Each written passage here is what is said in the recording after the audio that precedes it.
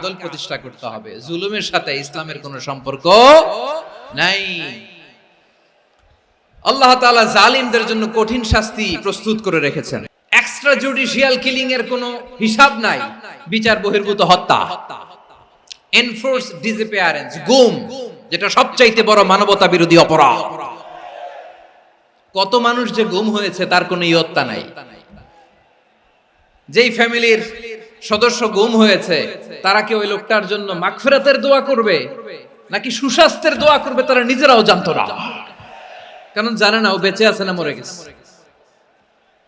আহা, বিডিআর নওজওয়ানদের যারা ছাড়া পেল দেখলাম বিনা অপরাধে, কোনো অন্যায় ছাড়া, অপরাধ ছাড়া তাদের জীবন থেকে, তাদের তারুণ্যের, তাদের যৌবনের 15 বছর, 16 বছর, 17 বছর নাই, 6 মাস বয়সের ছোট বাচ্চাকে রেখে জেলে গেছে। 6 মাসের মেয়ে বেরোয় দেখে মেয়ের বয়স 17 বছর। মেয়ে বাবারে চিনে না, বাবা মেয়েরে চিনে না। মেয়েকে এখন বিয়ে দিয়ে আরেক ছেলের হাতে তুলে দিবে। মেয়ের শৈশব বাবা দেখে নাই, মেয়ের কৈশোর বাবা দেখে নাই, মেয়ের তারুণ্য দেখে নাই। আরেক যুবককে দেখলাম 14 দিনের সংসার, 2 সপ্তাহের সংসার শেষে জেলে গেছে।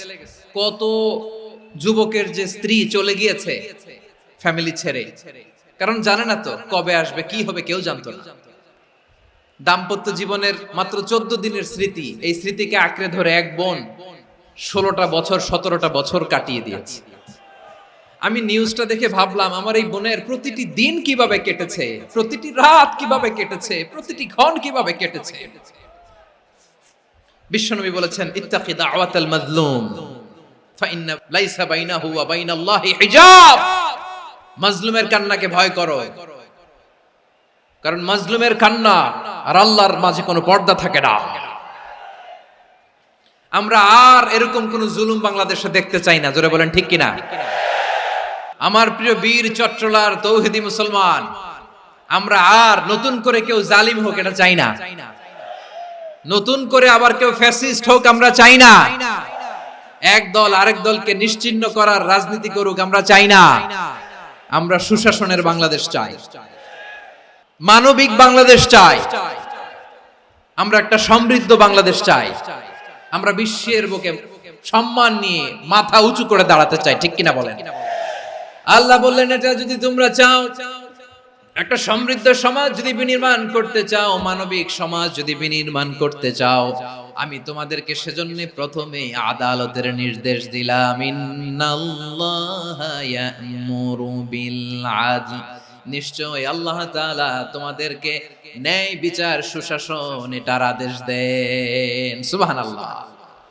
আদাল, ন্যায় বিচারের আদেশ আল্লাহ তাআলা কোরআনের বিভিন্ন আয়াতে দিয়েছেন। আল্লাহ তাআলা বলছেন, ইন্নাল্লাহা ইয়া'মুরুকুম আন তুআদ্দুল আমানাতি ইলা আহলিহা ওয়া ইযা হাকামতুম বাইনান নাসি আন তাহকুমু বিল আদল ইন্নাল্লাহা নি'ম্মা ইয়া'iদুকুম বিহি ইন্নাল্লাহা কানা সামিআম বাসীরা। আল্লাহ তাআলা বললেন, আল্লাহ আদেশ দিচ্ছেন, যে ব্যক্তি আমানতের হকদার তার হাতে তোমরা আমানত পৌঁছে দাও। আর যখন তোমরা বিচার কার্য করবে, বিচার ফয়সালা করবে, আদালতের সাথে করো। সুবহানাল্লাহ বলেন। ওয়া ইযা হাকামতুম বাইনান নাসি আন তাহকুমু বিল আদল, আদালতের সাথে করবা। আল্লাহ তাআলা বলেন, যারা জাজ হবে, বিচারক হবে, তাদের যদি বাদী বিবাদীর কারো সাথে শত্রুতা থাকে, কারো সাথে যদি কোনো ধরনের রেষারেষি থাকে, আল্লাহ বলেন বিচার কার্য করতে যে ওই শত্রুতা রেষারেষির কারণে আদালতের বাইরে যে অবিচার করে বিচার করো না।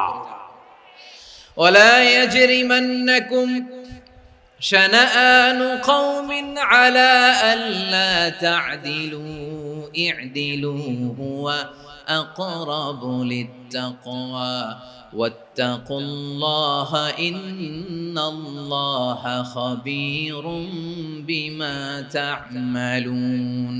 খবরদার কোন জাতির প্রতি কোন গোষ্ঠীর প্রতি, কোন গোত্রের প্রতি আক্রোশ যেন তোমাদেরকে ন্যায় বিচার থেকে দূরে সরিয়ে না দেয়, বরং আমি আল্লাহর আদেশ হলো ইদিলু, তোমরা আদল করো, ন্যায় বিচার করো, সুবিচার করো, সুশাসন প্রতিষ্ঠা করো।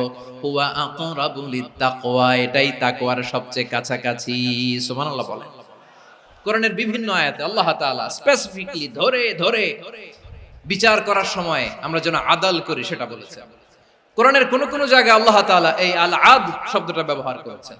আবার একই জিনিস ইনসাফ, সুবিচার, সুশাসন, ন্যায় বিচার, ন্যায় পরায়ণতা বুঝাতে আল্লাহ তাআলা কখনো কখনো আল কিসত শব্দটা ব্যবহার করেছেন। আল্লাহ তাআলা বলেন, ওয়া ইন হাকামতা ফাহকুম বাইনাহুম বিল কিসতি ইন্নাল্লাহা ইউহিব্বুল মুকসিতিন। যখন তুমি বিচার করবে, বিশ্ব নবীকে উদ্দেশ্য করে অ্যাড্রেস করে বললেন, নবী হে, ইহুদিরা কোনো বিষয়ে মীমাংসার জন্য যদি আপনার দরবারে আসে, যদি বিচার করতে হয়, খবরদার অবিচার করবেন না। ফয়সালা যেটা করবেন কিসতের সাথে করবেন, ন্যায় পরায়ণতার সাথে করবেন, কারণ ইন্নাল্লাহা ইউহিব্বুল মুকসিতিন, নিশ্চয় আল্লাহ রাব্বুল ইজ্জাত ন্যায় পরায়ণশীলদেরকে বড্ড ভালোবাসেন। সুবহানাল্লাহ বলেন। ন্যায় পরায়ণ লোকদেরকে আল্লাহ তাআলা বড্ড ভালোবাসেন। অন্য আয়াতে আল্লাহ তাআলা বলছেন, وَنَضَعُ الْمَوَازِينَ الْقِسْطَ لِيَوْمِ الْقِيَامَةِ فَلَا تُظْلَمُ نَفْسٌ شَيْئًا। আমি কিয়ামতের দিন ন্যায় পরায়ণতার মানদণ্ড স্থাপন করব, যেটাকে আমরা মিজানের পাল্লা বলি। আল্লাহ বলেন, ন্যায় বিচারের মানদণ্ড কিয়ামতের ময়দানে আমি আল্লাহ স্থাপন করব। সেদিন কারো প্রতি বিন্দু পরিমাণ, এক চুল পরিমাণ অবিচার করা হবে না, কোনো অবিচার করা হবে না। সেদিন সুশাসন হবে, সুবিচার হবে, ন্যায় পরায়ণতার সাথে বিচার হবে। আওয়াজ করে পড়েন আল্লাহু আকবার। তাহলে প্রিয় ভাইরা, যে তিনটি বিষয়ে আল্লাহ তাআলা আমাদেরকে আদেশ দিয়েছেন, তার প্রথমটা হচ্ছে আদালত, ইনসাফ, সুবিচার, ন্যায় বিচার। এটা আমরা চাই কি চাই না? বিশ্বনবী ন্যায় বিচার, ন্যায় পরায়ণতা, সুশাসন প্রতিষ্ঠিত করেন কি করেন নাই? আপনারা বিশ্বনবীর সিরাত যারা পড়েছেন, আপনি দেখবেন বিশ্বনবীর সিরাতের পরতে পরতে, বাকে বাকে, সিরাতের বাকে বাকে এই আদালতের নমুনা মেলে। সুবহানাল্লাহ বলেন। ছোট্ট একটা নমুনা রাসূল সাল্লাল্লাহু আলাইহি ওয়াসাল্লামের আসসিরা আল আতরা থেকে ছোট্ট একটা নমুনা আপনাদের খেদমতে এখানে উপস্থাপন করি। বিশ্বনবী সাল্লাল্লাহু আলাইহি ওয়াসাল্লাম মক্কা বিজয় করলেন ৮ম হিজরিতে। মক্কা বিজয় শেষের দিনই কয়েক সপ্তাহ মক্কাতে অবস্থান করলেন। ইন দ্য মিন টাইম মক্কার একটা ভেরি প্রেস্টিজিয়াস এন্ড ডিগনিফাইড ফ্যামিলির নারী চুরিতে ধরা পড়ল। কিসে ধরা পড়ল? আমাদের সমাজে আসেনি এটা? আছে? ছোট না বড়? হিসাব করে শেষ করা যায় না। ৩.৫ লাখ কোটি টাকা নাই উন্নয়ন প্রকল্পের নামে। ৩.৫ লাখ কোটি টাকা লিখতে পারবেন আপনি? একটানা লিখতে পারবেন? বুঝতেছেন কত বড় সংখ্যা? বনু মাখজুমিয়া গোত্রের এক নারী মক্কায় চুরিতে ধরা পড়ল। বলেন তো, চুরি করলে বিধান কি? কি কাটতে হবে? চুরির বিধান হলো হাত কেটে দাও। তাও সেটা গোপনে নয়, প্রকাশ্যে জনসম্মুখে হাত কেটে দাও। বনু মাখজুমিয়া গোত্রের নারী যখন চুরিতে ধরা পড়লো, সাহাবারা চিন্তায় পড়ে গেলেন। সবে মাত্র মক্কার লোকেরা কালিমা পড়ে মুসলমান হয়েছে, ইসলামের আইন কানুন তেমন জানে না, ইসলামী শরিয়ার সাথে বেশি পরিচিত নয়।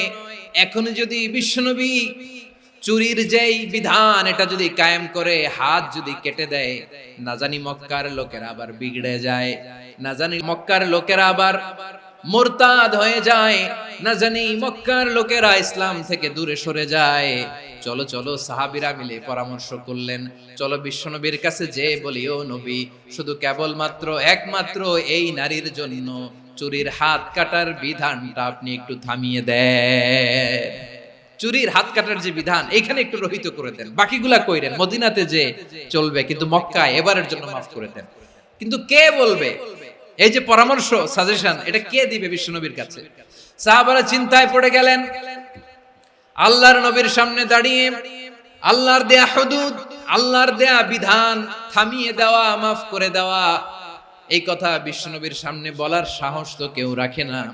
কেউ কেউ বলল বিশ্বনবীর পালক পুত্র যায়েদ বিন হারেসার সন্তান উসামারে বিশ্বনবী নাতির মতো আদর করে, বড্ড বেশি ভালোবাসে উসামারে। এজন্য সাহাবারা উসামাকে বলতো হিব্বু রাসূলিল্লাহ, বিশ্বনবীর ভালোবাসা। কি বলতো? সাহাবীরা বললেন বিশ্বনবীর ভালোবাসা হিব্বু রাসূলিল্লাহ, উসামারে পাঠাও।